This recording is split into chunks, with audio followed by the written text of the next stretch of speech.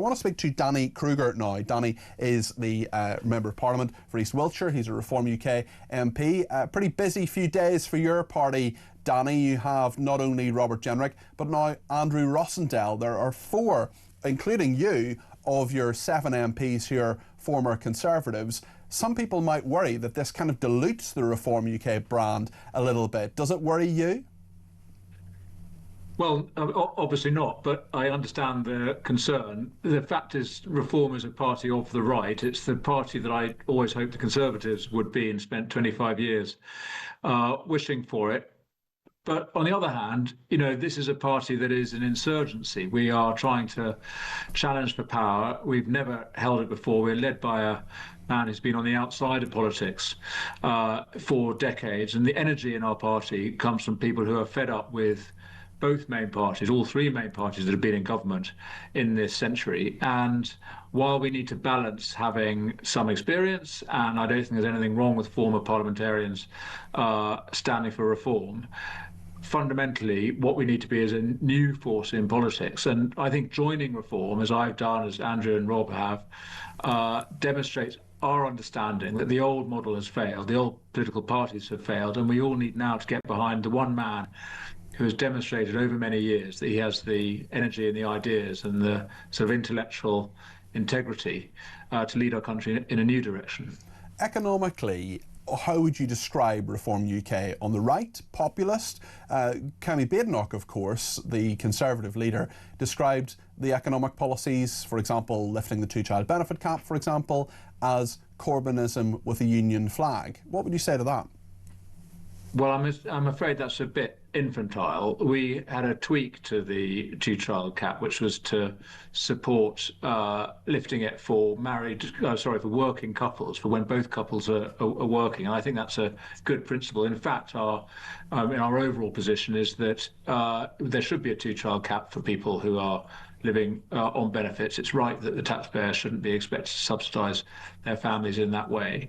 And we've introduced and will announce plans for significant cuts to welfare. So I'm afraid the accusation that we're somehow on the left economically and on the left on welfare is totally wrong. We've announced £9 billion of cuts that we would make, restricting welfare to British nationals, reducing the eligibility for people with mild mental health conditions. So we would need to bring spending down, borrowing down, taxes down, and we're setting out proposals for that. So economically, we're on the right. That said, though, Peter, it's important to recognise the old sort of recipe of just tax cuts and free trade that boosted growth in the 1980s is not appropriate in an age when China exploits world trade rules to dump its products on the West. So we do need to have a more protectionist attitude to China in particular, and I recognise that that's the way the world now is. We also need to bring back our own industrial base and support industry across the United Kingdom, and that requires some more specific industrial strategy. So it's not as simple as just saying we want to deregulate and cut taxes,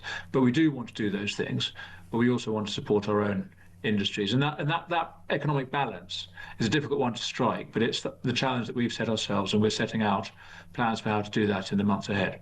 You mentioned the economic aspect of this when it comes to China and other countries. I just wonder what your thoughts are on the Greenland situation, especially in regard to what Keir Starmer said this morning. Would Reform UK do things differently, especially when it comes to the threat, anyway, of tariffs from Donald Trump, which would have a serious, which, if imposed, would prove seriously problematic for your economic plan as well as any other government's economic plan?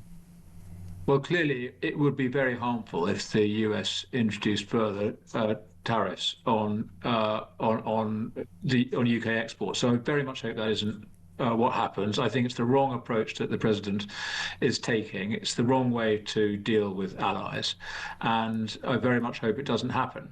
But equally, it would be wrong for what the Europeans are proposing. I'm very glad we're out of the EU so that we are not complicit in this threat of blocking access to the European market for American exports. I mean, that's a trade war we really don't need, and I hope the UK doesn't go down that road either. What's clearly happening is that the president is doing what he always does, which is to call our attention to a very real omission on the part of Europe and, I'm afraid, the United Kingdom over many years, in this case to ensure the security of Greenland, which is a vital strategic site for our continent and for the Western Hemisphere.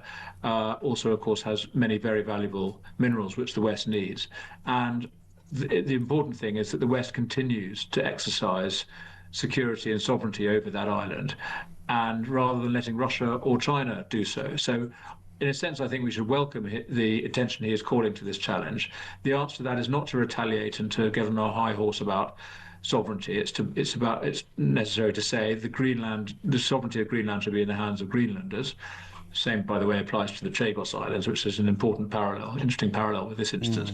Certainly, when it comes to self-determination and the rights of the people there are certainly allegations of hypocrisy against Keir Starmer. Do you think if Keir Starmer, the next time he meets Donald Trump face to face, he can bring this up? It'll make any difference?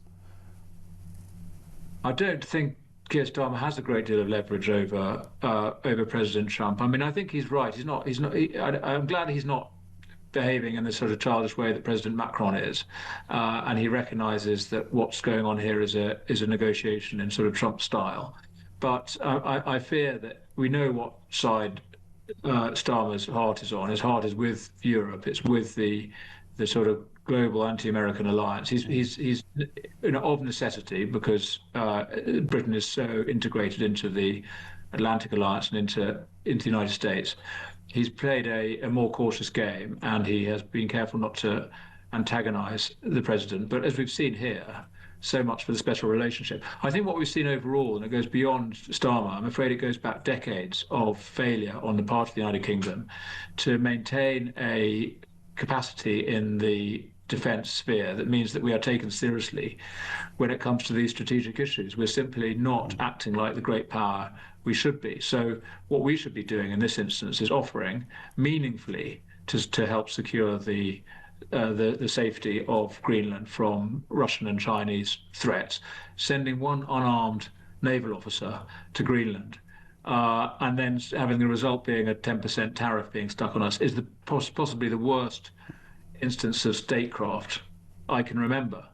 It reflects our profound failure to invest meaningfully in defence over many decades, that we're just not taken seriously when we say, as we should be saying, that the future of Greenland should be for the Greenland people, but that we in Europe should be helping to defend it. You have said that, I am taking this point, but just bear with me. You've said that on Tuesday you may well be announcing a Labour defection. Also, Nigel Farage says that after the 7th of May he will take no more defections from the Conservatives or elsewhere. Will that be the appropriate point for him to say, right, we want to be the next government of this country in Reform UK, therefore this person is going to be the Chancellor of the Exchequer if I'm Prime Minister, this person is going to be the Foreign Secretary? Because if you're outlining these plans and you have various people, including unelected people, I'm not saying there's anything wrong with that per se, but you have Zia Youssef, for example, a very influential person within Reform UK, not criticising him, but simply saying, you know, he's not an MP and he's coming out and one of your main spokespeople. I just wonder, at what point would it be appropriate for Nigel Farage to outline who his senior spokespeople are on those particular issues? Well, he's indicated that that will happen fairly soon, and we'll see whether it's before or after May the 7th, which of course are local elections. They're not directly relevant to national policy. But yes, I mean, I totally take your point, and I recognise that as we approach government, the obligation will be on us to show who it is that we intend to take up different departmental responsibilities, who is going to be leading on different policy areas. And that's something we'll have to do. I mean, we do have, in a sense, the luxury of being a small party in the House of Commons, that we don't have to shadow every government, every ministerial responsibility, stand at the dispatch box, respond to questions and so on. So we don't have to, but I think you're right that it will be required. It'll be, in due course, it will become necessary to do that. And we'll just wait and see for Nigel to decide when that is. You've been very critical of your former party and what it has done. You were a very senior person in Number 10. You were the political secretary to Boris Johnson. Do you accept any responsibility for the problems with the Boris wave, for example? Well, I was in Number 10 in the momentary, the moment of glory when we got Brexit through a recalcitrant House of Commons and European Union. So I was his political secretary before the 2019 election. So for those 4 turbulent months, if you remember, when we had a minority government. And I'm very proud of Boris, actually, for what was done in those months, having the courage, the conviction, the strategic... Did he let you down afterwards? Yes, I'm afraid so. I mean, I was then elected in 2019, huge hope and optimism, big majority, and we thought we were going to do the plan, which was get Brexit done, get that out of the way, and then actually do what Brexit was for, which was to reboot Britain, get the British system to work. And I'm afraid that didn't happen, partly because of COVID, but I'm afraid to say fundamentally you've got to blame the Prime Minister of the time for failing. We'll have to leave it there for reasons of time, Danny. But listen, thank you very much indeed for joining me on Talk Drive. Lots more to discuss. We'll get your views on what Danny Kruger said soon.